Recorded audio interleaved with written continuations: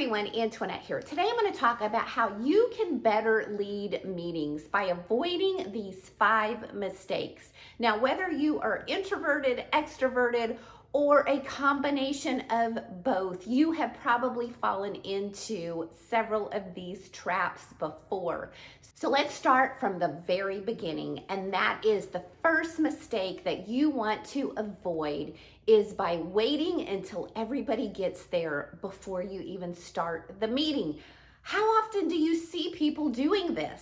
Meeting starts at 10 o'clock, but yet only half or maybe 3/4 of the people are there. And when you don't start the meeting on time, you're actually sending several messages to the people who are there and to the people who are coming late.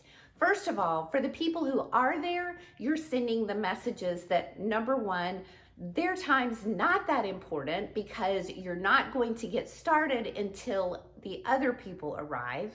And secondly, you're training them it's not important to be on time. So what's the likelihood or what motivation do they have to be on time next time? And to the people who aren't there yet, when you've waited to start until they walk into the room or until they show up on video, you're sending the message to them that it's certainly okay to be late. It's acceptable to be late, and they're not going to miss anything by being late. So what you're training them to do is continue to show up late. Now you may say, well, what if the person who's the first one on the agenda or who needs to be there for the first thing that we're covering in the meeting is not there? Skip that part. Come back to it whenever they arrive, but start the meeting anyway.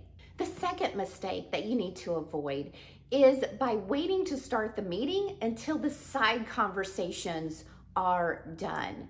Keep in mind that when extroverts walk into a room full of people for a meeting, or even a few people, or even a virtual meeting, they're going to start talking before the meeting. They're going to have conversations with people. They're extroverts. That's the way they're naturally wired. So they're not doing it to be disruptive. They're not doing it because they don't want the meeting to start on time. They're just having conversations. So if you're leading the meeting, know that it's very appropriate once it's meeting time starting is for you to announce, hey everybody, we need to get started. The third mistake to avoid is not asking quieter or more reserved team members for their input. I talk to so many leaders who say, I just hear from the same people in the meetings all the time. The same ones speak up. There's another group of people that I never hear from. You never hear from them because they're introverted. They're not going to speak up unless you call on them. So it's not that they're not engaged. It's not that they don't care.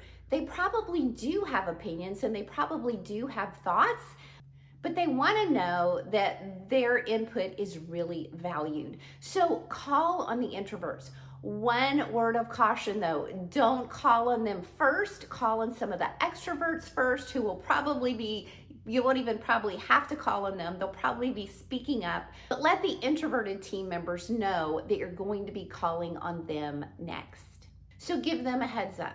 Now, there are other ways to get more reserved and introverted people to speak up in meetings. In fact, I did a video that I have above and in the description below on that. So it's got specific ways that you can get introverts to speak up in meetings. The fourth mistake that you want to avoid in leading meetings is not assigning an action item or an idea to a person and a deadline.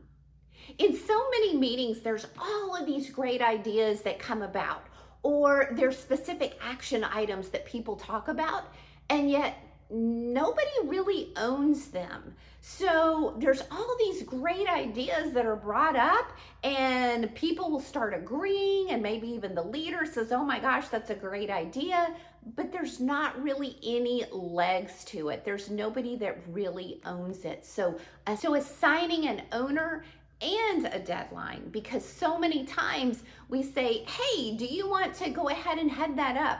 But there's not really any time frame around it. So by at least having a deadline for the very first step, will ensure that all of these great ideas and action items that come out of meetings will actually get done. The fifth mistake that you want to avoid, and we have all been there, and that is when one person is either getting off track or talking for a long period of time. And you may want to be nice and kind and not cut them off. However, everybody is looking at you as the meeting leader to do something about the person that's going on and on, who's either taking control of the meeting or who won't quit talking. So don't think of it as an interruption. Think of it as an interjection. You are interjecting by saying, I know that you're really passionate about this, or I know you've got a lot of thoughts on this. However, we need to get back to the agenda. Everyone else in the room is probably going to thank you.